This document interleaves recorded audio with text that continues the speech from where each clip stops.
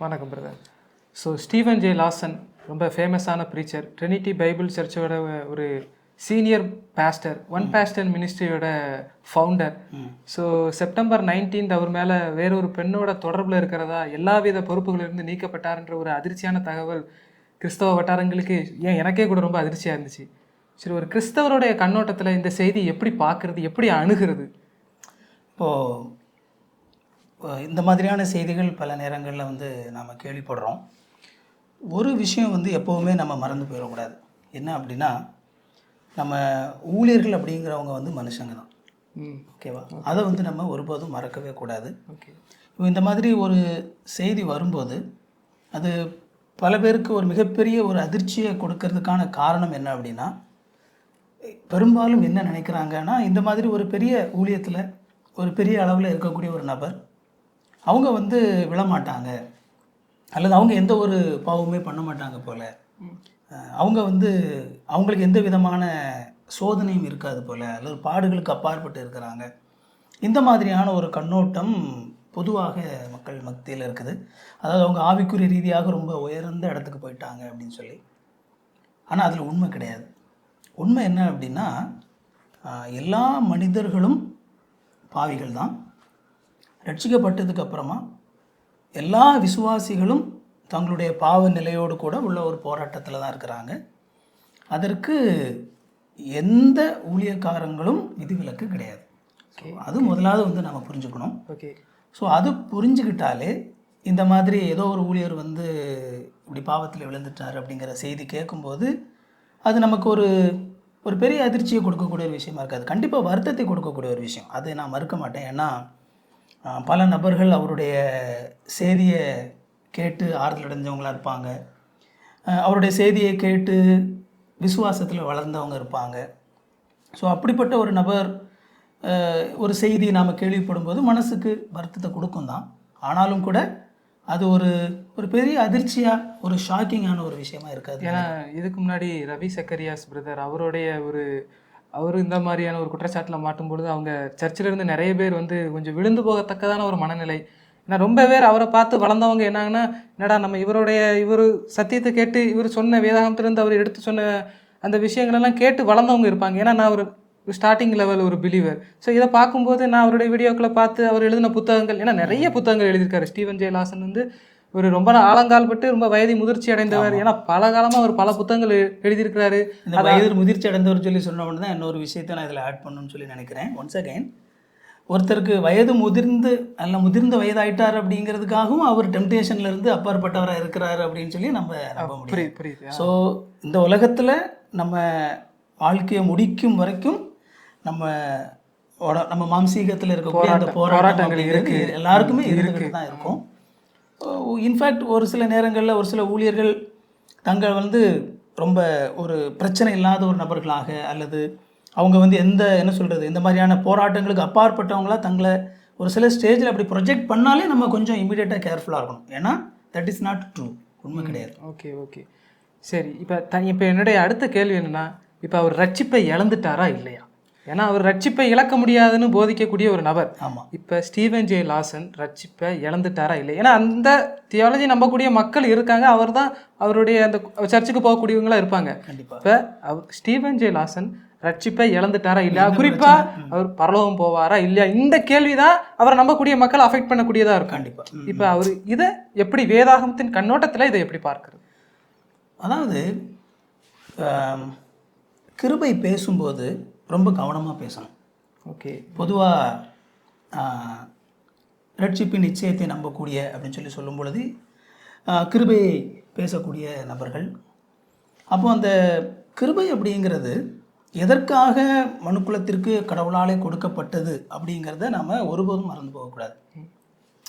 ரொம்ப முக்கியமாக என்ன அப்படின்னா, இப்படிப்பட்ட சூழல்கள் வரும் பொழுது பொதுவாக கிருபை பேசக்கூடிய நபர்கள் மேல் வைக்கப்படக்கூடிய ஒரு குற்றச்சாட்டு என்ன அப்படின்னு சொல்லி நம்ம பார்த்தோம் அப்படின்னா, கிருபை பேசுகிறவர்கள் பாவத்தை செய்ய தூண்டுகிறார்கள் அப்படிங்கிற ஒரு குற்றச்சாட்டு தொடர்ந்து என்ன செய்யப்படும் அப்படின்னா வைக்கப்படும். அதில் உள்ள பிரச்சனை அது ஒரு விதத்தில் அதில் இருக்கக்கூடிய ஒரு உண்மை என்ன அப்படின்னா, கிருபையானது சரியான விதத்திலே புரிந்து கொள்ளப்படலை அப்படின்னா அது உண்மையாகவே அது பாவத்தை தூண்டக்கூடிய ஒரு காரணியாக மாறிடும். ஓகே ஓகே, அது உண்மை. ம் அப்போது எனக்கு அவர் ஸ்டீவன் எந்த அளவுக்கு அவருக்கு கிருபை எந்த கண்ணோட்டத்தில் புரிந்து கொண்டிருந்தார் அப்படிங்கிறது நமக்கு தெரியலை. ஏன்னா அவர் ரட்சிப்பு நிச்சயத்தை பேசக்கூடிய ஒரு ஆள். ஆனால் வேதாகமத்தில் ஒரு இடத்துலையுமே கிருபை அப்படிங்கிறது பாவத்தை செய்வதற்கான ஒரு அனுமதி சீட்டாக என்ன செய்யப்படலை, சொல்லப்படலை. அது மட்டும் இல்லாமல் கிருபை அப்படிங்கிறது ஒரு லத்தார்ஜிக்கான ஒரு வாழ்க்கைக்கான ஒரு அனுமதி சீட்டாலாம் கொடுக்கப்படலை. வேதாகமம் எல்லா இடங்களிலேயும் அந்த எச்சரிக்கையை கொடுத்து கொண்டே இருக்குது. இப்போ உதாரணத்துக்கு நம்ம அந்த ஸ்டீவன் லாசன் அவங்களுடைய திருச்சபையிலேருந்து கொடுத்திருந்த அந்த ஒரு ஒரு கடிதம் ஒன்று அனுப்பியிருந்தாங்களே எல்லா இடங்களையும், அதுலேயும் கூட அவங்க ஒரு வசனம் குறிப்பிட்டிருந்தாங்க. என்ன வசனம் குறிப்பிட்டிருந்தாங்கன்னா 1 கொரிந்தியர் 10வது அதிகாரம் 12வது வசனம், இப்படி இருக்க தன்னை நிற்கிறவன் என்று எண்ணுகிறவன் விழாதபடிக்கு எச்சரிக்கையாக இருக்க கிடவன். எச்சரிக்கையாக இருக்க. ஸோ அது ரொம்ப முக்கியமானது. அப்போது அதில் எந்த ஒரு நபருமே நான் விழமாட்டேன் அப்படிங்கிற அந்த இடத்துக்கு போகக்கூடாது. ஸ்டெடி, நான் ரொம்ப ஸ்டெடியாக இருக்கிறேன், நான் விழமாட்டேன், நான் சேவ்டு, நான் எல்லாமே ரட்சிக்கப்பட்டேன், நான் நிச்சயம் ரட்சிக்கப்பட்டுட்டேன், நான் கண்டிப்பாக பரலோகத்துக்கு போயிடுவேன், நான் விழவே மாட்டேன் அப்படிங்கிற அந்த இடத்து அப்படிப்பட்ட அந்த எக்ஸ்ட்ரீம் லெவலுக்கு நம்ம போயிடக்கூடாதுன்னு சொல்லுவோம். ஆமாம், அதாவது என்ன அப்படின்னா உண்மை ஆண்டவர் நமக்கு அந்த வாக்கு தத்தத்தை கொடுத்துருக்கிறார். அதில் எந்த விதமான மாற்று கருத்தும் இல்லை இல்லையா? ஏன்னா வேதாகமம் முழுக்க நமக்கு அந்த வாக்கு தத்தம் கொடுக்கப்பட்டிருக்குது. ஆனால் அது நாம் நம்முடைய பெருமைக்காக இல்லை. ஏன்னா நான் விழமாட்டேன் அப்படின்னு சொல்லி அது சொல்லுவானால் அங்கே என்ன வந்துடுது அப்படின்னா அங்கே ஒரு பெருமை வந்துடுது.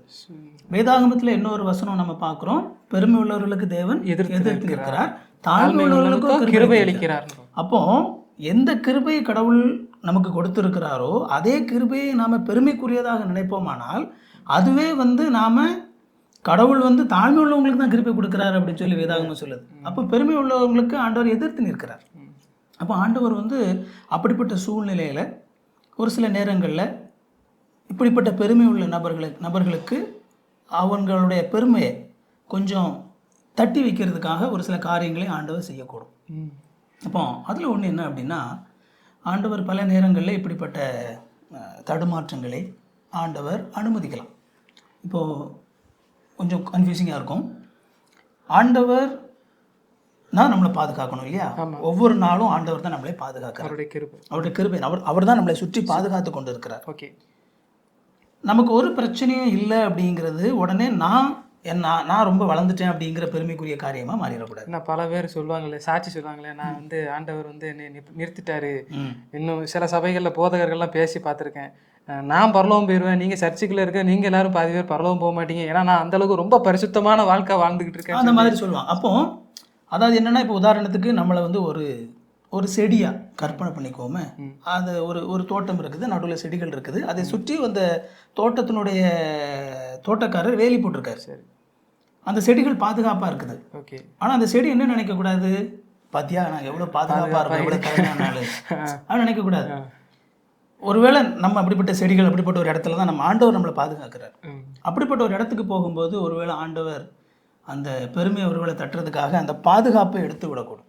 ஓகே, அந்த பாதுகாப்பை எடுக்கும்போது என்ன நடக்கும், அந்த செடி பாதிக்கப்படும் இல்லையா? வாய்ப்பு இருக்குது. ஸோ அந்த மாதிரியான சூழல் உருவாகலாம்.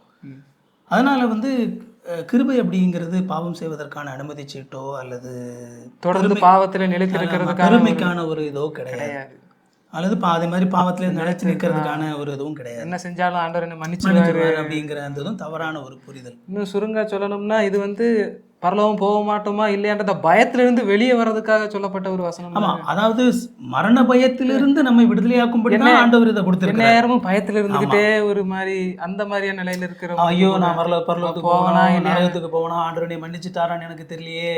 நான் ஆண்டவர் ஒரு இடத்துல சொல்றாரு இல்லையா, ஜனங்களை குறித்து நான் பரிதவிக்கிறேன். ஏன்னா பரிசேயர்களும் சதுசேயர்களும் சுமத்துறதுக்கரிய சுமையை அந்த மக்கள் மேல வச்சதை நம்ம பாக்குறோம். அந்த கண்ணோட்டத்துல அந்த ஒரு இலகுவை தான் ஆண்டவர் கொடுத்துருக்கிறாரே தவிர அதுல இருந்து அடுத்த எக்ஸ்ட்ரீமுக்கு நம்ம போயிடக்கூடாது. அண்ட் பரலோகத்துக்கு போவாரா இதில் அப்படிங்கிறத நம்ம பார்க்கும் பொழுது, இப்போ அவர் உண்மை அவர் ஒரு எக்ஸ்ட்ரா மேரிட்டல் அஃபேரில் அவர் இருந்திருக்கிறாரு. இப்போ அவருடைய திருச்சபை மூப்பர்கள் உண்மையிலே அவங்க செய்தது சரியான ஒரு விஷயம், இட்ஸ் குட் திங். அவங்க என்ன செஞ்சுருக்காங்க, அவரிடத்துல நம்ம அவருடைய அனுப்பின அந்த இதில் பார்க்கும்போது அவரிடத்துல பேசியிருக்காங்க, பேசி அவரை சரி பண்ணுறதுக்கு முயற்சி பண்ணியிருக்காங்க. பட் இந்த சூழ்நிலையில் வந்து அவர் தெரிந்த அந்த நிலையில் வந்து அவங்க என்ன சொல்கிறாங்க அப்படின்னா, அதாவது அப்படிப்பட்ட ஒரு நபர் ஒரு திருச்சபையினுடைய போதக பொறுப்பில் இருக்கிறதுக்கு அவருக்கு தகுதி இல்லை அப்படிங்கிற நிலையில் அவரை வந்து அவர் செய்த எல்லா ஊழிய பொறுப்புகளிலிருந்து அவர் நீக்கப்பட்டிருக்கிறாரு. அதே நேரத்தில் நாங்கள் அவரை புறக்கணித்து விடவில்லை, நாங்கள் தொடர்ந்து அவர் கூட நிற்கிறோம். அவரோட கூட ஆமாம் இந்த ரிப்பன்டன்ஸ்லேருந்து வெளியே அவரோட கூட சேர்ந்து ஜெபித்து அவரை வந்து நாங்கள் அவரை ரிப்பன்டன்ஸ்குள்ளே நடத்துறதுக்காக எங்களால் ஏஞ்ச எல்லாவற்றையும் செய்வோம் அப்படின்னு சொல்லி அந்த திருச்சபையினர் சொல்கிறாங்க. அதுதான் ஆண்டவருடைய விருப்பம். இப்போ பாவத்திலே அவர் விழுந்துட்டார் அப்படிங்கிறதுக்காக உடனே அவர் நரகத்துக்கு போயிடுவார் அப்படின்னு சொல்லி சொல்கிறதுக்கு இல்லை. இப்போ உதாரணத்துக்கு இன்னைக்கு நம்ம தியானிக்க ஆரம்பித்த 1 பேதுரு புத்தகத்திலே நம்ம வந்து அந்த இன்ட்ரோடக்ஷனில் பார்க்கும்போது, அப்போஸ்தலனாகிய பேதுரு பரிசுத்த ஆவியினாலே நிரப்பப்பட்டவராக இருந்தார். அவர் வல்லமையாக வந்து நற்செய்தி சொல்லி ஊழியம் பண்ணார். அவர் நற்செய்தி அறிவிக்கும் போது ஆயிரக்கணக்கான மக்கள் ரட்சிக்கப்பட்டு திருச்சபைக்கு வராங்க. அவர் மூலமாக மாபெரும் அற்புதங்கள் நடக்குது. ஆனால் அவருடைய வாழ்க்கைக்குள்ளாக நற்செய்தியினுடைய அடிப்படையிலே ஒரு சில சத்தியங்களை ஏற்றுக்கொள்வதிலே மிகப்பெரிய தடுமாற்றம் இருந்துச்சு அப்படிங்கிறத பார்க்குறோம். டைம் எடுத்துச்சு, ரொம்ப. ஆமாம், டைம் எடுத்துச்சு. இப்போ உதாரணத்துக்கு அவர் கொர்நேலிய வீட்டுக்கு ஆண்டவர் போக சொல்லும்போது அவருக்கு மிகப்பெரிய ஒரு தயக்கம் இருக்குது. ஏன்னா அவர் புறஜாதியார், புறவினத்தார், இத்தாலிய நாட்டை சார்ந்தவர், யூதர் அல்லாதவர். ஆமாம், அந்த தயக்கம் இருந்ததை நம்ம பார்க்க முடியாது. தயக்கத்தை ஏன்னா அந்த திரைச்சீலை வரும்பொழுது அவர் அந்த தரிசனத்துல காட்டு போகும்போது எடுக்க மாட்டேன்றாரு, நான் சாப்பிட மாட்டேன் அப்படிங்கிறாரு. அங்கே போகும்போது கூட என்ன சொல்கிறாரு அப்படின்னா, இந்த பாரும் நான் ஆண்டவர் சொன்னனால தான் வந்திருக்கேன், இல்லைன்னா நாங்கள் சும்மா யூதர்கள்லாம் வரமாட்டோம் அப்படிங்கிறாரு. அப்போ அவருக்குள்ளே தான் ஒரு யூதன் அப்படிங்கிற அந்த ஒரு பெருமையும் யூத மதத்தை குறித்த ஒரு பெருமையும் இருக்கிறத பார்க்குறோம். ஈவன் அதுக்கப்புறம் பின்னாடி அந்த கலாத்தியா திருச்சபைக்கு போகும்போது கூட முதல்ல அவர் தனியாக போகிறாரு. அப்போ அங்கே யூதர்கள் அவர் வந்து பவுலோடும் மற்ற புறவினத்தாரும் கூட சேர்ந்து சாப்பிட்றாரு, செய்கிறாரு. ஆனால் ஒரு சில யூதர்கள் வரும்பொழுது அவங்க வந்து சொல்கிறாங்க, என்ன நீ இப்படி மற்றவங்க கூடலாம் சேர்ந்து உட்காந்துருக்க அப்படின்னு சொல்லி சொன்ன உடனே அவருக்குள்ள உடனே என்ன செய்கிறாரு, பின்னாங்கி மாயம் பண்ணுறாரு. அப்போ இது கடவுளுடைய பார்வையில் பாவம் இல்லையா? மிகப்பெரிய ஒரு பாவம் இல்லையா? ஏன்னா கடவுள் சகோதரத்துவத்தை பேசுகிறாரு. நம்ம எல்லாரும் ஒரே விசுவாசத்தினாலே நம்ம ரட்சிக்கப்பட்டு இருக்கிறோம். ஆண்டவர் எல்லாரையும் ஒரே தளத்தில் வைத்திருக்கிறார். அதை ஏற்றுக்கொள்றதுக்கு யாருக்கு கஷ்டமா இருக்குது? பேதுருக்கு கஷ்டமா இருக்குது. இப்போ அதான் விஷயம். யார்? பேதுரு மிகப்பெரிய ஒரு அப்போஸ்தலன் இல்லையா? அற்புதங்களையும் அடையாளங்களையும் செய்கிறவர், ஆண்டவருடைய வார்த்தையை. ஆனால் அவர் இப்படி சொல்லலை, நான் தான் பிரதான அப்போஸ்தலன், உங்கள் பேச்செல்லாம் கேட்க முடியாது, ஏன்னா நான் சீனியர் அப்படின்னு சொல்லாமல், பவுல் தனக்கு பின்னாடி வந்தவராக இருந்தாலும் அவர் சொல்றது கண்டித்து உணர்த்தினதை வந்து அவர் ஏற்றுக்கொள்கிறார். அவர் பின்னால் திருந்திட்டார் அப்படிங்கிறத நம்ம பார்க்குறோம். அப்போ ஸோ அது என்ன அப்படின்னா, ஆண்டவர் எப்பொழுதுமே வந்து திருந்துவதற்கான வாய்ப்பை கொடுத்துக்கிட்டே இருக்கிறார். ஓகே, ரொம்ப முக்கியமானது. இப்போ வந்து அவர் பாவத்தில் வந்து இது பண்ணிட்டாரு அப்படிங்கிறதுக்காக அவர் உடனடியாக அவரை விலக்கி வச்சு அவர் வந்து விசுவாசத்திலிருந்து விழுந்துட்டாரு, அல்லது அவர் வந்து திரும்ப ரட்சிக்கப்படவே மாட்டாரு அப்படின்ற அவருக்கு கிறிஸ்துவ மறுதளிச்சிட்டாரு, அவர் நரகத்துக்கு போயிடுவார் அப்படின்னு சொல்லி நம்ம சொல்ல முடியாது. ஏன்னா ஆண்டவருடைய விருப்பம் என்னன்னா, ஆண்டவருடைய விருப்பம் அவர் அந்த பாவத்திலிருந்து வெளியே வரணும். இப்போ கண்டிப்பாக அவங்களுக்கு அந்த திருச்சபையும் உதவி செய்வோம் அப்படிங்கிறது என்ன செய்கிறாங்க, சொல்கிறாங்க. இப்போ உதாரணத்துக்கு சிம்சோன் நம்ம எடுத்துக்கிட்டாலும் கூட, சிம்சோன் எவ்வளவோ ஆண்டவர் மிக முக்கியமான நோக்கத்திற்காக சிம்சோனை தெரிந்து பெலிஸ்தியர் கையிலிருந்து பெரிய தவறுகளை பண்ணுறாரு. டயர் மிஸ்டேக்ஸ், ரொம்ப மோசமான பாவங்களை பண்ணுறாரு, தவறுகளை பண்ணுறாரு. அதற்கான மோசமான விளைவுகளையும் தன்னுடைய வாழ்க்கையில் அவர் வந்து அனுபவிக்கிறாரு. ஆனாலும் அந்த கடைசி நேரம் இல்லையா, அந்த கடைசி நேரத்தில் கூட அவர் என்ன செய்கிறாரு அப்படின்னா, அந்த ஜெபம் பண்ணி, ஆண்டவரே நீங்கள் ஒரு விஷயம் எனக்கு இறங்குங்க அப்படின்னு சொல்லி சொல்லும்போது என்ன செய்கிறாரு, அவங்க ஆண்டவர் வந்து என்ன செய்கிறாரு அப்படின்னா, ஆண்டவர் வந்து இந்த கடைசி நேரத்தில் கூட ஆண்டவர் வந்து அவங்கள மன்னிச்சு ஆண்டவர் ஏற்றுக்கொள்கிறத வந்து நம்ம பார்க்குறோம். அதனால் எப்பொழுதுமே ஆண்டவருடைய சமூகத்திலே அந்த மன்னிப்பும் இரக்கமும் இருக்குது. அப்படிங்கிறனால நாம் ஒருபோதும் வந்து நம்ம அவ்வளோதான் எல்லாம் முடிஞ்சு போச்சு அப்படின்னு சொல்லி அவங்கள நம்ம கண்டம் பண்ண வேண்டிய அவசியம் கிடையாது. அவங்களுக்காக நம்ம ஜெபிக்க வேண்டும். ஆண்டவர் அவங்க வந்து அதுல இருந்து மனம் திரும்ப வேண்டும் அப்படிங்கிற அந்த காரியத்துக்கு அதே நேரம் கடைசி வரைக்கும் நமக்கு வாய்ப்பு இருக்குன்னு தொடர்ந்து நம்ம என்ன தப்புனாலும் பண்ணிக்கலான்ற அந்த இதுக்கு அதான் அந்த ஆட்டிடியூட் வந்து எப்பவுமே தவறானது. இப்போ உதாரணத்துக்கு அவங்க காட்டின அந்த 1 கொரிந்தியர் நிருபத்திலையும் கூட நம்ம வந்து பார்க்கும்போது 1 கொரிந்தியர் அந்த 10வது அதிகாரத்திலையும் தொடக்கத்திலே வந்து அப்போஸ்தலனாகிய பவுல் வந்து அதை தான் வந்து அவர் எச்சரிக்கிறார். அது வந்து ஒரு எச்சரிக்கை கொடுக்கக்கூடிய ஒரு இதுதான். அதாவது என்ன அப்படின்னா, எப்படி அந்த இஸ்ரேல் மக்கள் வந்து ஆண்டவர் அவர்களை அழைத்து கொண்டு வந்தார், ஆனாலும் கூட அவங்க என்ன செய்யலை, பல பேர் வந்து அவங்க சரியான விதத்தில் அவங்க ஆண்டவரை அவங்க விசுவாசிக்கலை, அவங்க ஆண்டவரை நம்பலை. எல்லாரும் கூட்டமாக தான் இருந்தாங்க, எல்லாரும் மொத்தமாக தான் ஒன்றா தான் சேர்ந்து உட்காந்துருந்தாங்க, கூட்டமாக சேர்ந்து வந்தாங்க, கூட்டமாக சேர்ந்து சாப்பிட்டாங்க, எல்லாரும் மொத்தமாக தான் இருந்தாங்க. ஆனாலும் கூட எல்லாரும் சரியான விதத்தில் என்ன செய்யலை, நம்ப வேண்டிய விதத்தில் அவர் நம்பலை அப்படிங்கிறத பார்க்குறோம். அதனால் வந்து கிட்டத்தட்ட அதே விதமான ஒரு வார்னிங் தான். இப்போ நீங்கள் எல்லாரும் பார்க்குறதுக்கு எல்லாரும் விசுவாசிகள் கூட இருக்கீங்க, சர்ச்சில் அட்டன் பண்ணுறீங்க, வாரம் சண்டே போகிறீங்க, எல்லாம் போதிக்கிறீங்க, போதிக்கிறீங்க, அல்லது ஸ்பிரிச்சுவல் இதில் இது பண்ணுறீங்க, மீட்டிங் எல்லாம் போகிறீங்க, பார்க்குறதுக்கு எல்லாம் கூட்டத்தோடு இருக்கிற மாதிரி தெரியுது. அப்படிங்கிறதுக்காக நம்ம வந்து என்ன செஞ்சிடக்கூடாது அப்படின்னா, ஓகே எல்லாம் கரெக்டாக தான் இருக்குது அப்படிங்கிற அந்த இடத்துக்கு போயிடக்கூடாது. அதில் பார்த்தீங்கன்னா, அப்படி இருந்தும் அவர்கள் சிலர் அதிகமான பேரிடத்தில் தேவன் பிரியமாக இருந்ததில்லை, அவங்க வனாந்தரத்தில் அழிக்கப்பட்டாங்க. ஏன் அப்படின்னா, அவங்க வந்து கடவுள் மேலே ஒரு சரியான விசுவாசம் இல்லாத ஒரு நிலையில் கடவுளுடைய வார்த்தையை அவங்க விசுவாசிக்கலை, நம்பலை. அது அவங்களுடைய செயல்பாட்டில் வெளிப்பட்டுச்சு. ஆமாம், அவங்க பாருங்கள், அவர்கள் இச்சித்தது போல நாமும் பொல்லாங்கானவர்களை இச்சியாதபடிக்கு நமக்கு திஷ்டாங்கமாக இருக்கிறது. விசுவாசிகளுக்கு தான் எழுதுறாரு. நீ ரசிக்கப்பட்டுட்டா அப்படிங்கிறதுக்காக நீ என்னத்த வேணாலும் பண்ணலாம் அப்படிங்கிறது இல்லை. ஜனங்கள் புசிக்கவும் குடிக்கவும் உட்கார்ந்து விளையாட எழுந்திருந்தார்கள் அப்படின்னு சொல்லி வந்து பார்க்கும்போது அவங்க விக்கிரக ஆராதனை பண்ணுறாங்க. அப்போ கடவுளை உண்மையான கடவுளை ஒவ்வொரு நாளும் தரிசிக்கிறாங்க அவங்க, இல்லையா? அப்படிப்பட்ட ஒரு நிலையில் எந்த மக்களும் இருந்ததில்லை. அப்படிப்பட்ட நிலையில் இருந்த மக்கள் எப்படி தெய்வமல்லாத ஒன்றே அவர்கள் தெய்வம்னு சொல்லி சொல்லலாம்? அது எந்த அளவுக்கு தவறான ஒரு விஷயம். அதே மாதிரி தான் இங்கே பாருங்கள், கிறிஸ்துவை பரீட்சை பார்த்தாங்க, பாம்புகளால் அழிக்கப்பட்டாங்க அப்படின்னு சொல்லி நம்ம பார்க்குறோம். முறுமுறுத்தாங்க, சங்காரக்காரனால் அழிக்கப்பட்டாங்க. அப்போது ஒரு விஷயத்தை நாம் விசுவாசிக்கிறோம் அப்படின்னு சொல்லி சொல்லும் பொழுது உண்மையாகவே அதை விசுவாசிக்கிறோமா அப்படிங்கிறத குறித்த ஒரு எச்சரிக்கை உணர்வோடு இருக்க வேண்டியது அவசியம். நான் எல்லாத்தையும் விசுவாசிக்கிறேன் அப்படின்னு சொல்லி நாமாவே நம்மளை என்ன செஞ்சிடக்கூடாது. ஒரு ஒரு ஒரு நம்மளே நம்ம திருப்திப்படுத்தி கூட இந்த இடக்கூடாது. ஒவ்வொரு நாளும் என்னுடைய விசுவாசம் சரியானது தானா, நான் சரியான விதத்தில் தான் கடவுளை விசுவாசிக்கிறேனா, என்னுடைய செயல்கள் அதை அவர் விசுவாசத்திற்கு ஏற்ற விதமாக இருக்குதா? ஆமாம், விசுவாசத்திற்கு ஏற்ற கனிகள் என்னுடைய வாழ்க்கையில வெளிப்படுதா, ஆவியின் கனிகள் வெளிப்படுதா என்னுடைய வாழ்க்கையிலே, கடவுள் விரும்புகிற வாழ்க்கை என்னிடத்துல இருக்குதா? அப்படி இல்லை அப்படின்னா அதனுடைய பிரச்சனை என்ன? அப்போ நான் கடவுளை விசுவாசிக்கிறதாக நான் சொல்கிறேனே, அல்லது ஒரு குறிப்பிட்ட பாவத்தை நான் தொடர்ந்து சேரதா இருந்தேன் அப்படின்னா ஏன் இந்த பாவம் என்னுடைய வாழ்க்கையில இருக்குது? நான் அதை அப்படியே கிருபை அப்படிங்கிற பேரில் வந்து நான் அதை தட்டி கழிச்சிட்டு போறேனா, அல்லது ஏன் இந்த பாவம் என்னுடைய வாழ்க்கையில இருக்குது? என்ன பிரச்சனை எனக்கு? ஏன் ஒருவேளை இதனால் விட முடியாத ஒரு சூழ்நிலை இருக்குன்னா அந்த பிரச்சனை என்ன? அதை எப்படி விடுறது? அதுக்கு வேதாகமம் சொல்லக்கூடிய ஆலோசனை என்ன? என்னுடைய விசுவாசத்தில் என்ன கோளாறு? நான் கடவுளை புரிந்து வைத்திருக்கிறதுல என்ன கோளாறு? இப்படியே நாம் நம்முடைய வாழ்நாள் முழுக்க நம்மளை வந்து நம்ம சரி பண்ணுவதற்கு நாம் அழைக்கப்படுறோம். இப்போ சில நேரங்களில் வந்து பைபிளை எடுத்து போதிச்சாருனாலே அவரை கொண்டு ஒரு தேவதூதர் லிஸ்ட்டில் கொண்டு வச்சுருந்தாங்க. அவர் வந்து எந்த பாவமே செய்ய மாட்டார். ஏன்னா சில சபைகளில் வந்து போதகர் மேலே என்ற குற்றச்சாட்டு வச்சாலுமே அந்த சபை விசுவாசிகள் அதை ஏற்றுக்கொள்ள மாட்டாங்க. இன்னும் சொல்லப்போனால் கண்மூடித்தனமாக நம்ம மேலே தாக்குதல் வைப்பாங்க. அவர் எவ்வளோ பெரிய ஊழியம் செய்திருக்காரு தெரியுமா, அவர் எவ்வளோ பெரிய விசுவாசிகளை கூட்டு. பெரிய ஒரு பிரச்சனை என்ன அப்படின்னா, பொதுவாகவே நம்முடைய உலகம் முழுக்க இந்த பிரச்சனை இருக்குது. தமிழ்நாட்டிலையும் அது விதிவிலக்கில்லை. அதாவது என்ன அப்படின்னா, ஹீரோ வர்ஷிப்.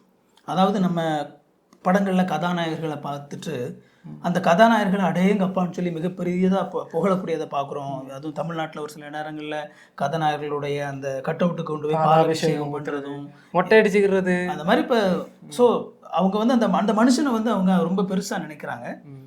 அவங்க திரையில் பார்க்குற ஒரு மாயையான அந்த மனுஷன் வந்து அது உண்மைன்னு சொல்லி நினைக்கிறாங்க. பட் ஆனால் உண்மையாலே அந்த மனிதனுடைய வாழ்க்கை எப்படி இருக்குதுன்னு சொல்லி அவங்களுக்கு தெரியாது.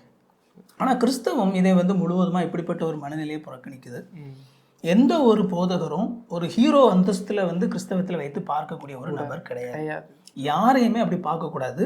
ஆனால் அப்படி செய்யும் பொழுது என்ன ஆகுது அப்படின்னா, இப்போது ஒரு நபர் மக்கள் வந்து அவரை ஒரு பெரிய ஹீரோ மாதிரி அவரை பார்க்க ஆரம்பிக்கும் போது என்ன ஆகுது அப்படின்னா, அது வந்து கொஞ்சம் கொஞ்சமாக மனுஷனுடைய அந்த மனசு வந்து கொஞ்சம் கொஞ்சமாக கரப்டாக ஆரம்பிக்கும். இப்போ என்னையவே எடுத்துக்கிட்டாலும் கொஞ்சம் கொஞ்சமாக ஒருத்தர் வந்து அப்படியே புகழ ஆரம்பிக்கிறாங்க. அப்படியே கொஞ்சம் கொஞ்சமாக புகழ்ந்து அப்படியே வந்து அதை வந்து நான் அதை என்டர்டெயின் பண்ண ஆரம்பிக்கிறேன். 4 பேர் என்னை ரொம்ப பாராட்டி பேசணுன்னே நான் வந்து என்னை என்டர்டெயின் பண்ண எனக்குள்ளே நானே ஒரு பெரிய எல்லாம் சார் பண்ணுறதெல்லாம் சரிதான். அதாவது விசுவாசிகளோட இந்த மனநிலை தான் ஒரு போதகரை அந்த எக்ஸ்ட்ரீம் எண்டுக்கு கொண்டு போகுது. ஆமாம், உண்மையிலே பல நேரங்களில் விசுவாசிகள் வந்து போதகரை இப்படிப்பட்ட இடத்துக்கு தள்ளுறாங்க. அதாவது போதகரே திருந்த நினைச்சாலும் விசுவாசிகள் அதாவது என்னன்னா, இப்படி சொல்லலாம், வேதாகமத்தில் ஒரு அற்புதமான ஒரு எக்ஸாம்பிளை பார்க்குறோம். பவுலும் பர்னபாவும் என்ன செய்கிறாங்க அப்படின்னா, ஊழியம் பண்ண போகிற இடத்துல அவங்க ஒரு இடத்துல அங்கே போய் ஊழியம் பண்ணும் பொழுது அவங்க அங்கே போய் அற்புதங்களை நிகழ்த்துறது, அவங்க பேசுகிறத பார்த்த உடனே, முக்கியமாக அற்புதத்தை நிகழ்த்த பார்த்த உடனே அங்கே உள்ள மக்கள் என்ன முடிவு பண்ணிட்டாங்க அப்படின்னா, தெய்வங்கள் வந்து இறங்கிட்டாங்க. தெய்வங்கள் வந்துருச்சு அப்படின்னு சொல்லி அவங்க எந்த தெய்வத்தை வணங்குனாங்களோ அந்த தெய்வத்துக்கு உள்ள பேரை இவர் தான் இவர் சொல்லி இருந்த தெய்வமே வந்துருச்சு அவங்களுக்கு ரொம்ப சந்தோஷம். ஏன்னா அவங்க செஞ்ச அற்புதத்தை பார்த்தீங்கன்னா மனுஷன் செய்ய முடியாது. கண்டிப்பா. எந்த அளவுக்கு அப்படின்னா அவங்க அவர்களுக்கு பலி கொடுக்கறதுக்கு மிருகத்தை கொண்டு வந்துட்டாங்க. அவங்க முன்னால ஆட்டையை கொண்டு வந்துட்டாங்க, பலி கொடுக்க நிக்கிறாங்க. யோசித்து பாருங்க, இப்படிப்பட்ட ஒரு சூழ்நிலையில அந்த இடத்துல அவங்க 2 பேரும் ஆமா நாங்க தான் அப்படின்னு சொல்லியிருந்தாங்கன்னா லைஃப் செட்டில் இல்லையா? பாவம் அறியாமையில இருக்கிற மக்கள் அற்புதத்தை செஞ்சதை பார்த்துட்டாங்க, நாங்க தான் அவங்க கடவுள் சொல்லிட்டாங்கன்னா இந்த உலகத்துல அதுக்கப்புறம் அவங்களுக்கு எந்த நீங்களும் என்ன சொன்னாலும் அந்த மக்கள் கேட்பாங்க, என்ன வேணும்னு சொல்லி கேட்டாலும் கொண்டு வந்து கொடுப்பாங்க. அப்படிப்பட்ட ஒரு இது. ஆனால் அங்கே பாருங்க, பவுலும் இவரும் என்ன செய்கிறாங்க அப்படின்னா அவங்க வந்து நாங்கள் உங்களே மாதிரி நாங்களும் சாதாரண மனுஷங்க தான், பாடுள்ள மனுஷங்க தான் சொல்லி சொல்கிறாங்க. அவங்க கேட்கல அப்படிங்கிறாங்க. அவங்க வந்து நீ சொன்ன என்னையா சொல்கிறது, நீ சொன்னாலும் நாங்கள் உனக்கு பரிதாண்டை கொடுப்போம் அப்படின்னு சொல்லி வந்து நிற்கிறாங்க. சட்டையை கிழிச்சிட்டு புலம்புறாங்க. இல்லை நாங்கள் நார்மலான மக்கள் தான் சொல்லி சட்டையை கிழிச்சிட்டு புலம்புறாங்க. அப்புறம் அவங்க சாதாரண மனுஷங்க தான் சொல்லி தெரிஞ்சோடனே அப்புறம் கோவப்பட்டு என்ன செய்கிறாங்க அப்படின்னா அந்த மக்கள்லாம் அவங்கள போட்டு அடித்து கொல்லக்கூடிய அளவுக்கு போட்டு பண்ணுறாங்க. ஆனால் இன்றைக்கி பல நேரங்களில் பல ஊழியர்களுக்கு இந்த தைரியம் வர்றதில்லை. மக்கள் வந்து அவங்கள போக ஆரம்பிக்கும்போது உடனடியாக வந்து அதை ஏற்றுக்கொள்ள ஆரம்பிச்சிடுறாங்க. கொஞ்சம் கொஞ்சமாக அது வந்து இட்ஸ் நாட் ஹேப்பன்ஸ் ஒரு நேரத்தில் நடக்கிறதில்ல, அது கொஞ்சம் கொஞ்சமாக அப்படி நடந்து ஒரு சில நேரத்தில் அவங்க பெரிய ஒரு ஹீரோ மாதிரி அவங்க அப்படி வந்ததுக்கப்புறமா அது வந்து ஒரு சில நேரங்களில் அவங்களுக்குள்ளாக அந்த பெருமை வர்றதுக்கும் அவங்க ஒரு சாதாரண மனுஷங்க தான், அவங்களும் ஒரு பாடுள்ள மனுஷங்க தான், அவங்களும் என்ன சொல்கிறது இந்த மாதிரி பாவத்திலே விழுவதற்கு அப்பாற்பட்ட நபர்கள் இல்லை அப்படிங்கிறது அவங்களே மறந்து போய் அப்படி போகிறது வந்து ஒரு சில நேரங்களில் அவர்களுடைய வீழ்ச்சிக்கு காரணமாக அமைஞ்சிருது. அதனால் எப்பொழுதுமே மக்கள் வந்து நம்ம ஆண்டவர் நமக்கு முக்கியமானவர், அதை நம்ம எப்பொழுதுமே நம்ம மனசில் வச்சுருக்கணும். மனிதர்கள் அவர்களை ஆண்டவர் பயன்படுத்துகிறார், யாரை வேணாலும் ஆண்டவர் பயன்படுத்துகிறார், ஆண்டவர் அவங்கள பயன்படுத்துகிறார், ஆண்டவருக்கு நம்ம நன்றி சொல்லுவோம், அவங்க சொல்கிறத கற்றுக்கொள்வோம். கண்டிப்பாக அவங்கள ரெஸ்பெக்ட் பண்ண மனுஷங்களே, அதில் எந்த விதமான தப்பும் இல்லை. ஆனால் அந்த அந்த ஒரு குறிப்பிட்ட மனிதர்கள் தான் ரொம்ப முக்கியமானவங்க அப்படிங்கிற மாதிரி அவங்கள வந்து ஒரு ஹீரோ லெவலுக்கு நம்ம வந்து அந்த கிறிஸ்டியானிட்டியே இவங்க தான் தூக்கி பிடிக்கிற மாதிரி. கரெக்ட். இந்த நபர் தான் இன்னைக்கு தமிழ்நாட்டில் கிறிஸ்தவத்தை தூக்கி கையில் வச்சிருக்காரு, இவர் தான் தன்னுடைய கண்ட்ரோலில் வச்சிருக்காரு, இவரை விட்டா கிறிஸ்தவமே அழிஞ்சிரும். ஏன்னா இந்த பல பேர் இன்னைக்கு தமிழ்நாட்டில் மிகப்பெரிய போதகர்கள் கிறிஸ்துவின் பேரால நிறைய விஷயங்கள் செஞ்ச உடனே மாற்று புற சமயத்தார் என்ன சொல்றாங்க, எடா பெரிய இவரை தான் ஃபாலோ பண்ணீங்க, அவரே இவ்வளோ அயோக்கிறவங்க, கிறிஸ்டியானிட்டியே இப்படிதான்டா அப்படின்ற நிலைமைக்கு வந்து அவங்க கிறிஸ்துவை ஏற்றுக்கொள்ளாத ஒரு நிலைமைக்கு இந்த ஒரு தனிப்பட்ட நபரை இவர் தான் அத்தாரிட்டி, கிறிஸ்டியானிட்டியே இவர் கையில் தான் இருக்குன்னு அந்த ரெஸ்பான்சிபிலிட்டி அவங்களுக்கு கொடுக்கும்போது இது கிறிஸ்தவத்தை ஏற்றுக்கொள்வதற்கு ஒரு தடையாக இருக்குது அப்படின்றத நம்ம பார்க்க முடியுது. சரி, ரைட். இப்போ அடுத்த என்னுடைய கேள்வி என்னென்னா, பாவம் வந்து இது பெரிய பாவம். ஏன்னா ஒரு பெண்ணோடைய ஏன்னா நம்மளுடைய சமுதாய கலாச்சாரத்தில் வந்து சின்னதாக ஒரு பொய் சொல்லிட்டேன்னா என்ன 1000 பொய் சொல்லி கூட ஒரு கல்யாணம் பண்ணலாம். அப்போ அந்த பொய் அது ஒரு தவறாக கிடையாது அப்படின்ற மனப்பான்மை இருக்குது. அதே இது ஒரு பெண்ணோட வேற ஒரு தொடர்பில் இருந்தாங்கன்னா அது பெரிய தப்புப்பா அப்படின்றதா இருக்குது. அவர் என்ன இது பெரிய பாவம் அப்படின்னு செஞ்சுட்டு விசுவாசிகள் வந்து இப்போ நான் வந்து அவரோட நான் நல்லா வந்தாப்பா அப்படின்ற ஒரு மனநிலைக்கு வந்துடுறாங்க இல்லையா? இப்போ என்னதான் போதும். பிரச்சனை என்ன அப்படின்னா, இப்போ அவர் ஓகே இந்த மாதிரி ஒரு சூழலில் அவர் இருக்கிறார் அப்படிங்கிறதுக்காக உடனடியாக நாம் அவரை வந்து ஒரு இழிவான ஒரு நபராகவும் நம்ம எண்ண வேண்டிய அவசியம் இல்லை. ஏன்னா அவர் வந்து ஆண்டவரை விசுவாசித்த ஒரு விசுவாசி, அவருடைய வாழ்க்கையிலே ஒரு தடுமாற்றம் இல்லையா? அந்த தடுமாற்றத்தில் இப்போ இந்த நேரத்தில் நம்ம புரிந்து கொள்ள வேண்டிய ஒரு உண்மை என்னன்னா, எல்லா கடவுளுடைய பார்வையில் நாம் எல்லாருமே பாவிகள் தான். எல்லாரும் அந்த இரக்கத்தின் அடிப்படையில தான், எல்லா மனிதர்களும் கடவுளுடைய இரக்கத்தினுடைய அடிப்படையில தான் அந்த மீட்பு. ஏன்னா யோனாவுடைய மனநிலை கூட அப்படித்தான் இருக்கு. ஏன்னா நாங்க யூதர்கள் தேர்ந்தெடுக்கப்பட்டவர்கள், அவங்க வந்து நினிவே மக்கள் வந்து அவங்க எப்பவுமே எங்களுக்கு எதிராக இருக்காங்க, அவங்கள நீங்க ரட்சிக்க கூடாது அப்படின்ன உடனே இரக்கம் எல்லாருக்கும் பொதுவானது, உனக்கே நான் இரக்கம் காட்டியிருக்கேன், அப்போ அவங்களுக்கு இரக்கம் காட்டணும். அதான் அப்போ வந்து என்ன அப்படின்னா நம்ம புரிந்து கொள்ள வேண்டியது அதே அந்த பாதுகாப்பு தான். ஆண்டவருடைய இப்போ நம்மளுடைய வாழ்க்கையில நம்ம ஆண்டவருடைய கிருபையினாலே நாம் வந்து தொடர்ந்து நம்ம போயிட்டுருக்குறோம். ஆண்டவருடைய கிருபையினால நம்மளுடைய வாழ்க்கையில் பெரிய பாவங்கள் எதுவும் இல்லாமல் நம்முடைய வாழ்க்கையில் நம்ம வாழ்ந்து கொண்டு இருக்கிறோம் அப்படின்னா நம்ம ஆண்டவருக்கு நன்றி சொல்லணும். ஏன்னா ஆண்டவர் நம்மளை பாதுகாப்பாக என்ன செய்து கொண்டு இருக்கிறாரு, நடத்தி கொண்டு இருக்கிறாரு. நம்ம அதுக்கு நான் தான் காரணம், நான் தான் ரொம்ப பரிசுத்தமாக இருந்துகிட்டு இருக்கிறேன் அப்படின்னு சொல்லி அதற்கான கிரெடிட்டை வந்து நம்ம எடுத்துக்கிடக்கூடாது. ஒன்று. இரண்டாவது, கடவுளுடைய பார்வையில் பெரிய பாவம் சின்ன பாவம் அப்படிங்கிறது வந்து இந்த உலகத்தில் அதனுடைய கான்சிக்வன்ஸனுடைய அடிப்படையில் நம்ம சொல்கிறதே தவிர கடவுளுடைய பார்வையில் வந்து எப்போவுமே கடவுள் ஆட்டிடியூடை தான் பார்க்குறாரு. இப்போது ஆண்டவருடைய பார்வையில் இயேசு கிறிஸ்துவே நேரடியாக சொல்கிறாரு, விபச்சாரம் அப்படிங்கிறது என்ன அப்படின்னு சொல்லி சொல்லும் பொழுது, ஒரு பெண்ணை நீ இச்சையோடு பார்த்தாலே விபச்சாரம் அப்படின்னு ஆண்டவர் வந்து கன்க்ளூட் பண்ணியாச்சு. இப்போது அப்படிப்பட்ட நிலையிலே ஆண்டவர் வந்து எதை பார்க்குறாருன்னா ஆட்டிடியூடை பார்க்குறாரு. நம்முடைய மனநிலை எப்படி இருக்குது, நம்முடைய சிந்தை எப்படி இருக்குது, இதெல்லாம் ஆண்டவர் பார்க்குறாரு. சிந்தை முழுக்க கரைகளை வைத்துக்கொண்டு ஒரு விஷயத்தை நம்ம செய்யலை அப்படிங்கிற ஒரு காரணத்துக்காக நான் அந்த நபரோட நான் ரொம்ப பெட்டர் தான் அப்படிங்கிற அந்த இடத்துக்கு நம்ம ஒரு கம்பேரிட்டிவாக வந்து நமக்கு ஒரு ரட்சிக்கப்பட்ட நபராக இருந்தாலும் கூட நமக்கு போராட்டங்கள் இருக்குது. நமக்குள்ளேயும் சில நேரங்கள் நம்ம தடுக்கி விடக்கூடியவர்களாக இருக்கோம். ஆனால் நம்ம அறிக்கை செஞ்சு ஒவ்வொரு நாளும் அதான் நம்ம வந்து ஒரு பொழுதும் அந்த வசனம் ஒரு அழகான ஒரு வசனம் அவங்க குறிப்பிட்டிருந்தாங்க இல்லையா, அதில் இப்படி இருக்க தன்னை நிற்கிறபடிக்கு எச்சரிக்கையாக இருக்க கடவுள் ரொம்ப முக்கியமானது. எப்பொழுதுமே நம்மளுடைய ஆட்டிடியூட் அப்படி தான் இருக்கணும். நாம் வந்து எல்லாத்தையும் நம்ம கடந்துட்டோம் அப்படிங்கிற மாதிரியான ஒரு பெருமையான ஒரு ஆட்டிடியூடுக்குள்ளே போயிடக்கூடாது. எப்பொழுதுமே நாம் அதனால தான் ஆண்டவர் இந்த திருச்சபை ஐக்கியம் இதெல்லாம் எதற்காக கொடுக்கப்பட்டிருக்குது, ஆண்டவர் எதற்காக இப்படிப்பட்ட விதத்தில் இந்த ஒரு அமைப்பை கொண்டு வாங்கியிருக்காலும் அது ஒவ்வொரு நாளும் ஒருத்தருக்கு ஒருத்தர் புத்தி சொல்லி கொண்டு இருக்கணும். சபைக்கு ஒருத்தர் புத்தி சொல்லி ஒருத்தர் எச்சரித்து சங்கீதம் ஆமாம் நம்ம கவனமாக வந்து நம்முடைய ஆண்டவர் நமக்கு கொடுத்துருக்குற அந்த பாதையில் நம்ம கவனமாக போகணும் அப்படிங்கிறதுக்காகத்தான் ஆண்டவர் இதை கொடுத்துருக்கிறார். ஆனால் அந்த அடிப்படை விஷயத்தை நம்ம மறந்துடக்கூடாது.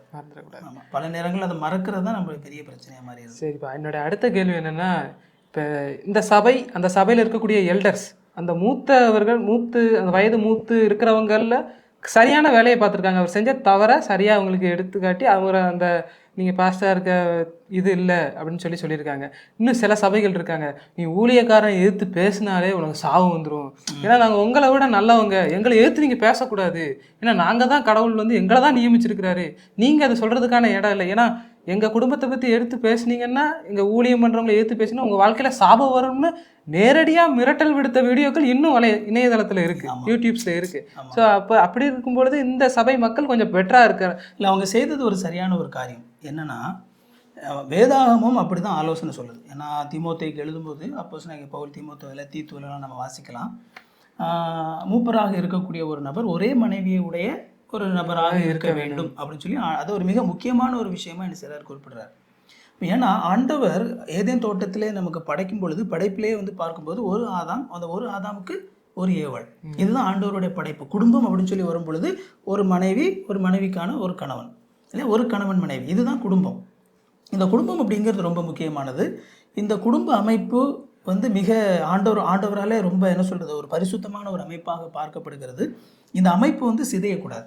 அதனால தான் வந்து விவாக மஞ்சத்தை அசூசிப்படுத்தாதிருப்பார்களாக அப்படின்னு சொல்லி பார்க்கும் பொழுது அது ரொம்ப பரிசுத்தமானதாக இருக்கணும். ஒரு கணவன் ஒரு மனைவிக்கு உள்ள அடுத்தல திரும்ப இன்னொரு ஆணோ பெண்ணோ என்ன செய்யக்கூடாது, வரக்கூடாது அப்படிங்கிறது ரொம்ப முக்கியமானது. அதில் ஆண்டவர் அந்த அப்படிப்பட்ட ஒரு ஆலோசனை என்னென்னா, ஆலோசனை சொல்லோட கட்டளை அப்படின்னு சொல்லலாம்.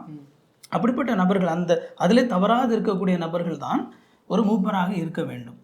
அப்போ அதில் வந்து அவங்க தவறும் பொழுது அந்த திருச்சபையில் உள்ள அவர் ஒரு மூத்த போதகராக அவர் நியமிக்கப்பட்டு அவர் வேலை செய்து கொண்டு இருக்கிற நிலையில் அவர் அந்த வேதாகமம் சுட்டி காட்டக்கூடிய அந்த விஷயத்துலேருந்து அவர் தவறுகிறார். அப்படி தவறுகிற அந்த நிலையில் அந்த திருச்சபைக்கு, அந்த திருச்சபையில் இருக்கக்கூடிய அந்த மக்களுடைய பிரதிநிதிகள் இல்லையா, மக்கள் அல்லது அந்த மக்களுடைய பிரதிநிதிகள் எல்லாருக்குமே அவர் வந்து வேதாகமத்துக்கு முரண்பட்டு அவர் நடக்கிறனால அவருடைய அந்த ஊழிய பொறுப்பிலிருந்து அவரை நீக்குவதற்கான எல்லா அதிகாரமும் ஆண்டவருடைய வார்த்தையினாலே அவங்களுக்கு கொடுக்கப்பட்டிருக்கு. பைபிள் அவங்க மெயினாக வச்சதுனால தான் இந்த செயலை அவங்க செஞ்சிருக்காங்க. அவங்க ஒரு இப்போ விஷயம் இதுதான், அவர் ஒரு நல்ல போதகர், உலகம் முழுக்க ஒரு பிரபலமான போதகர், அவருடைய செய்திகள் பல்வேறு நபர்களால் கேட்கப்படுகிறது. இப்போ அவரை பற்றி அவரை நீக்கணும் அப்படின்னு சொல்லி நினைக்கும் போது ஒருவேளை அவர் இப்படி ஒரு ஆர்குமெண்ட் வைக்கலாம், நீ சாதாரணமாக நீங்கள் இது பண்ணாதீங்க, உலகம் முழுக்க என்னுடைய செய்திகளை கேட்குறாங்க, நம்முடைய திருச்சபையில் பாருங்கள், என் மூலமாக தான் என்னுடைய உலகம் முழுக்க உள்ள திருச்சபை எல்லாருக்கும் என்ன செய்யுது, நம்ம தெரிஞ்சிருக்குது, நான் தான் இந்த தலைமைத்துவ பொறுப்பு இருக்கேன், இப்படி இந்த விஷயம் இப்போ வெளியே தெரிஞ்சுன்னா என்ன ஆகுறது, அவர் பயங்காட்டி இருக்கலாம். ஆமாம், அப்படி ஒரு சொல்லியிருக்கலாம் அவர் ஒருவேளை. அல்லது இப்படி ஒரு விஷயத்தை நீங்கள் வெளியே சொன்னீங்க அப்படின்னா என்னோட செய்தியை கேட்டவங்கலாம் என்ன இது பண்ணுவாங்க, நம்மளோட சர்ச்சை பற்றி என்ன நினைப்பாங்க அப்படிங்கிற ஒரு ஆர்குமெண்ட் ஒருவேளை வந்திருக்கலாம்.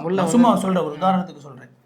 ஆனால் இங்கே கேள்வி என்ன அப்படின்னா, அங்கே அந்த திருச்சபை அங்கே யாரை ஆராதிக்கிறது, அங்கே யார் முக்கியம்? நமக்கு ஒரு போதகர் எப்படி இருக்க வேண்டும் என்று வார்த்தையை கொடுத்திருக்கிற இயேசு கிறிஸ்து முக்கியமா, இல்லை ஸ்டீவன் முக்கியமா? இப்போ கேள்வி எப்படி தான் வரும், ஸ்டீவன் லாசனை நாங்கள் தேர்ந்தெடுக்க போகிறோமா இல்லை இயேசு கிறிஸ்துவை தேர்ந்தெடுக்க போகிறோமா? எஸ், அவரை வந்து நம்ம டிசிப்ளின் பண்ணுறதுக்காக இந்த மாதிரியான ஒரு சில முடிவுகளை எடுக்கும்போது கண்டிப்பாக அது அந்த திருச்சபை மேலே ஒரு மிகப்பெரிய ஒரு என்ன சொல்கிறது, அதை பழித்து பேசக்கூடிய பல நபர்கள் கண்டிப்பாக ஒரு பழியை கொண்டு வரும். அவருடைய செய்திகளை கேட்டுக்கொண்ட பல நபர்களுக்கு அது ஒரு பெரிய ஒரு இடியை இறக்குன மாதிரி இருக்கும் தலையில். கண்டிப்பாக எவ்வளோ கஷ்டத்தை கொடுக்கக்கூடிய ஒரு விஷயமா பல பேருக்கு ஒரு பெரிய வேதனையான ஒரு விஷயம்தான். ஆனால் கேள்வி என்ன அப்படின்னா, இயேசு கிறிஸ்து நிமித்தம் நாங்கள் உண்மையுள்ளவர்களாக இருக்க போகிறோமா, இல்லை நாங்கள் வந்து இதையெல்லாம் மறைச்சிட்டு இது எதுவுமே வெளியே தெரியாமல் நாங்கள் ஊசி புலிக்கு நாங்கள் நல்லவங்களா இருக்க போகிறோமா, எங்களை நல்லவங்களா நாங்கள் காட்டிக்க போகிறோமா? அந்த திருச்சபை சரியான முடிவு எடுத்திருக்காங்க. வேதாகமத்தின் அடிப்படையில் அவங்க செயல்பட போய் தான் அது தலைமைத்துவ போதகராக இருந்தாலும் அவர் செஞ்சது தப்புன்னு அவங்க சொல்ல முடிஞ்சது.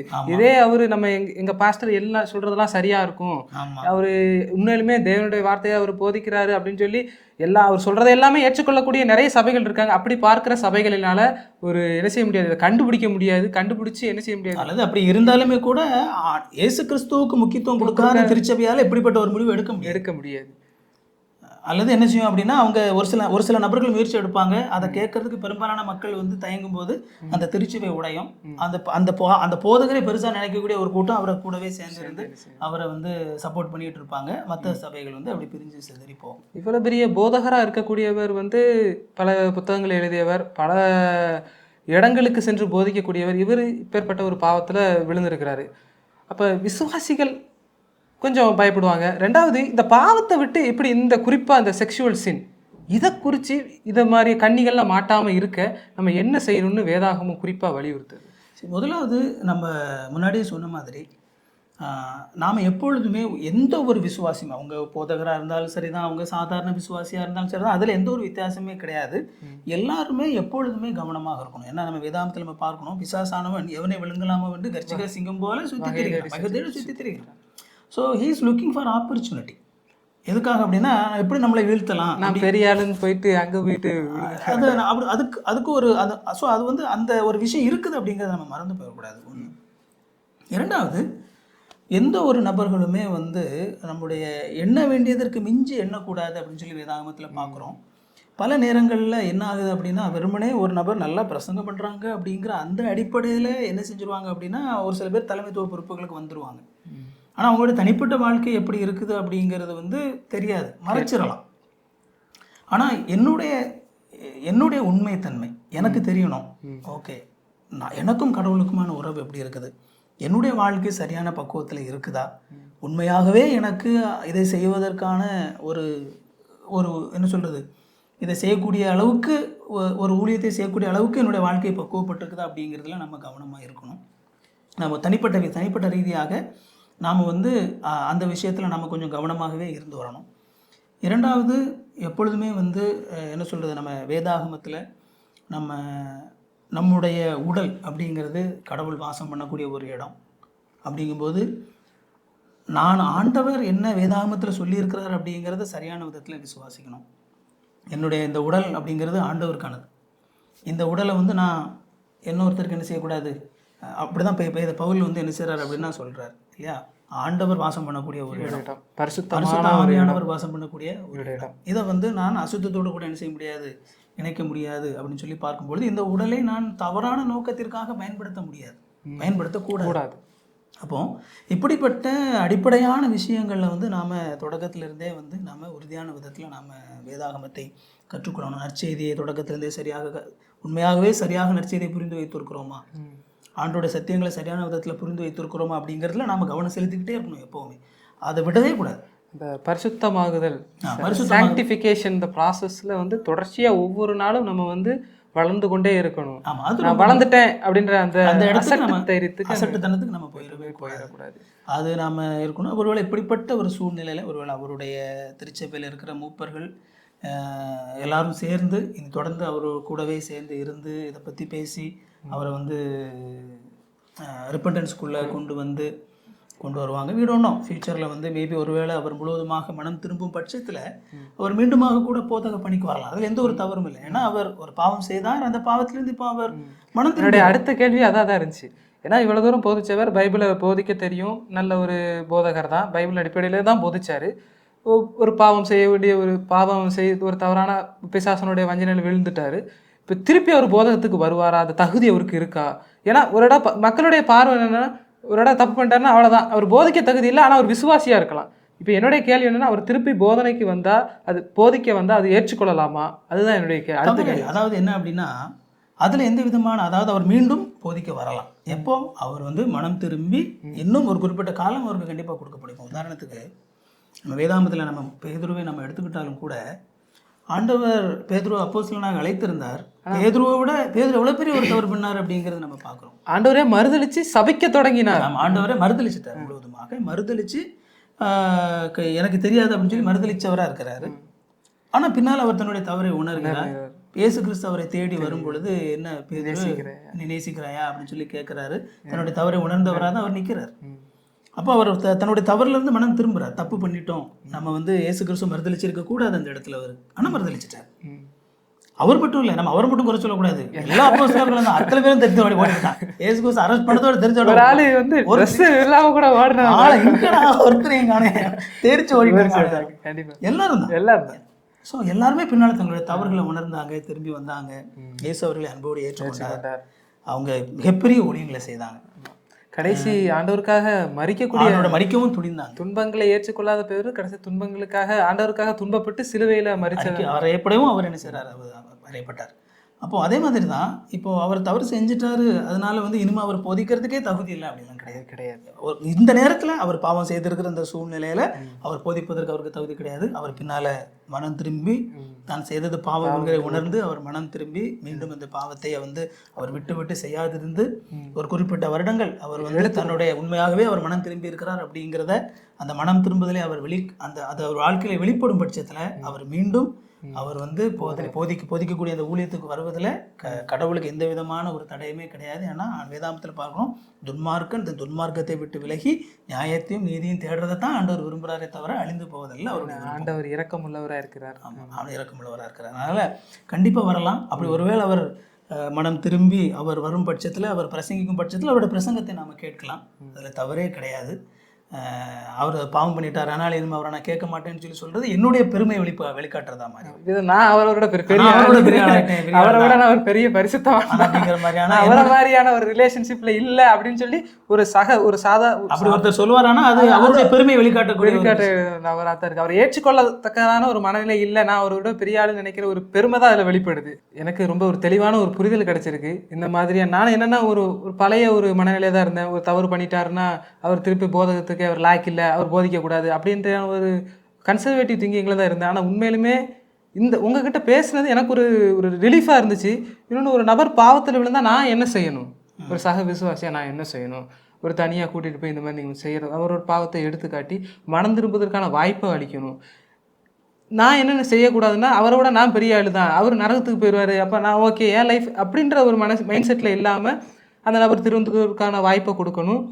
அதுக்கான இதை நான் செய்யணும். அதை விட்டுக்கிட்டு அவர் ஒரு போதகராக இருந்தாலும் சரி, அவர் செய்கிறதெல்லாம் சரி, நமக்கு எதுக்குப்பா வேலை, நம்ம வாட்டுக்கு நம்ம வேலை வந்தோமா, சர்ச்சுக்கு வந்தோமா, ஒரு அட்டண்டன்ஸை போட்டோமான்னு இல்லாமல் ஒரு சக விசுவாசி பாவம் செய்யும் பொழுது அவர் கூட இருந்து அவர் செய்யறதுக்கான பாவத்தை சுட்டி காட்டணும். அதே மாதிரி நான் செய்கிற பாவங்களையும் என்ன செய்யணும், அவர் தவறு செஞ்சால் ஒரு வேளை அதையும் ஒருவருக்கு ஒருவர் தாங்கி கொண்டு அந்த ஆவிக்குரிய வளர்ச்சியில் நம்ம எப்போவுமே போய்கிட்டு இருக்கணும். உங்களோட நல்ல கருத்துக்களை நீங்கள் பகிர்ந்து கொண்டீங்க. வேதாகமத்தின் அடிப்படையில் நீங்கள் பேசுனது உண்மையிலுமே எனக்கு ஒரு ரிலீஃபாக இருந்துச்சு. பல கிறிஸ்தவங்களுக்கும் இது என்ன இருக்குன்னா ஒரு நல்ல ஒரு பதிலை கொடுத்துருக்கோம் நான் நம்புகிறேன். நன்றி. தேங்க்யூ.